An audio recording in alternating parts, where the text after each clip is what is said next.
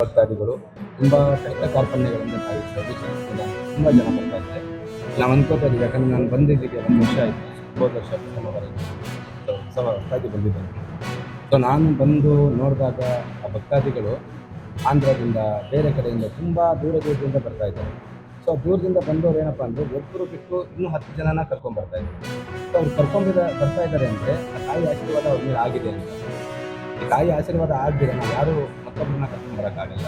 ಹಾಗೆಯೇ ಈ ಪ್ರತ್ಯಂಗಿರಿ ಹೋಮದ ವಿಶೇಷತೆ ಏನಂದರೆ, ನಾನು ಯಾವಾಗಲೂ ಹೇಳ್ದಂಗೆ ಈಗ ಕೆಲವೊಂದು ಪೂಜೆಗಳು ಕೆಲವೊಂದು ಫಲಗಳನ್ನು ಕೊಡ್ತವೆ.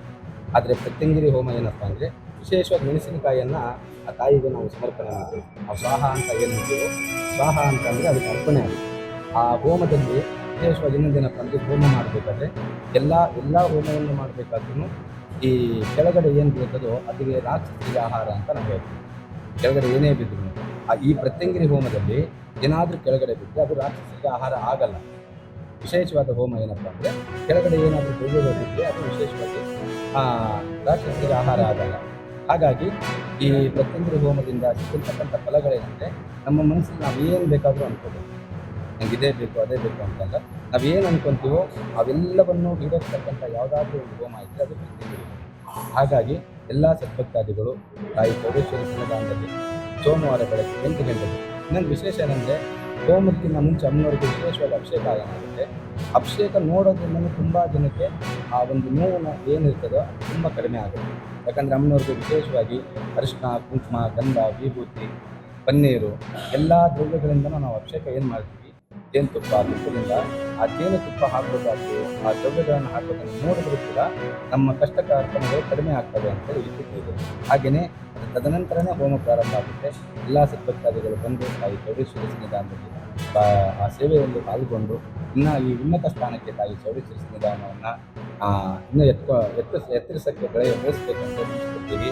ಎಲ್ಲ ಸದ್ಭಕ್ತಾದಿಗಳಲ್ಲೂ ಹಾಗೂ ನಮ್ಮ ಮೀಡಿಯಾ ಬಾಂಧವರೆಲ್ಲ ನಮಸ್ಕೊಡ್ಬೇಕು. ಮಂಜುನಾಥ್ ಶಾಸ್ತ್ರಿ. ಮೊದಲನಾಗಿ ಅಮಿಟಿ ವಿಶ್ವವಿದ್ಯಾಲಯ ಬೆಂಗಳೂರು, ಇಲ್ಲಿ ನಾವು ಅಮಿಗ್ಲೋರಿಯಾ ಅಂತಕ್ಕಂಥ ಒಂದು ಅಂತರ್ ವಿಶ್ವವಿದ್ಯಾಲಯ ಸಾಂಸ್ಕೃತಿಕ ಕಾರ್ಯಕ್ರಮವನ್ನು ನಾವು ನಡೆಸ್ತಾ ಇದ್ದೀವಿ. ಇದು 2ನೇ ವರ್ಷದ ಕಾರ್ಯಕ್ರಮ. ಇಲ್ಲಿ ನಾವು 20 ವಿಧ ವಿಧವಾದಂತಹ ಒಂದು ಸ್ಪರ್ಧೆಗಳನ್ನು ಏರ್ಪಡಿಸಿರ್ತೀವಿ.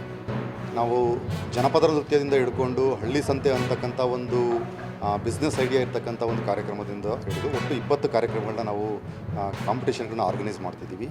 ಈ ಒಂದು ಕಾಂಪಿಟೇಷನ್ಗೆ ನಮ್ಮ ಎಲ್ಲ ಕಾಲೇಜು ಹಾಗೂ ವಿಶ್ವವಿದ್ಯಾಲಯದ ವಿದ್ಯಾರ್ಥಿಗಳಿಗೂ ಮುಕ್ತವಾದಂತಹ ಅವಕಾಶ ಇರುತ್ತೆ. ಯಾವುದೇ ವಿದ್ಯಾರ್ಥಿಗಳು ಬಂದು ಪಾರ್ಟಿಸಿಪೇಟ್ ಮಾಡ್ಬೋದು. ಇದು ದಿನಾಂಕ 21 ಮತ್ತು 22 ಇದೇ ಏಪ್ರಿಲ್ ಮಂಗಳವಾರ ಮತ್ತು ಬುಧವಾರ ಅಮಿಟಿ ವಿಶ್ವವಿದ್ಯಾಲಯ ಬೆಂಗಳೂರು ಗ್ರಾಮಾಂತರ ಜಿಲ್ಲೆ ಬೆಂಗಳೂರು ಗ್ರಾಮಾಂತರ ಜಿಲ್ಲಾಧಿಕಾರಿಗಳ ಎದುರಿನ ಕ್ಯಾಂಪಸ್ನಲ್ಲಿ ನಡೆಯುತ್ತೆ. ಸೊ ಹಾಗಾಗಿ ಈ ಒಂದು ಅಮಿಗ್ಲೋರಿಯಾ ಸಾಂಸ್ಕೃತಿಕ ಕಾರ್ಯಕ್ರಮ ಏನಿದೆ ಅದಕ್ಕೆ ಎಲ್ಲ ವಿಶ್ವವಿದ್ಯಾಲಯಗಳಿಂದಲೂ ನಾವು ಸ್ವಾಗತವನ್ನು ಕೊಡ್ತೀವಿ. ನನ್ನ ಹೆಸರು ಡಾಕ್ಟರ್ ನಾಗಭೂಷಣ. ನಾನು ಈ ಒಂದು ಅಮಿಗ್ಲೋರಿಯಾ ಅಂತಕ್ಕಂಥ ಸಾಂಸ್ಕೃತಿಕ ಕಾರ್ಯಕ್ರಮಕ್ಕೆ ಸಂಘಟನಾ ಕಾರ್ಯದರ್ಶಿ. ನಾನು ಮೂಲತಃ ಭೌತಶಾಸ್ತ್ರ ವಿಭಾಗದ ಪ್ರಾಧ್ಯಾಪಕ ಅಂದರೆ ಪ್ರೊಫೆಸರ್ ಆಗಿ ವರ್ಕ್ ಮಾಡ್ತಾ ಇದ್ದೀನಿ ಹಾಗೂ ನಿರ್ದೇಶಕ ಆಗಿದ್ದೀನಿ ನಮ್ಮ ಅಪ್ಲೈಡ್ ಸೈನ್ಸ್ ವಿಭಾಗ.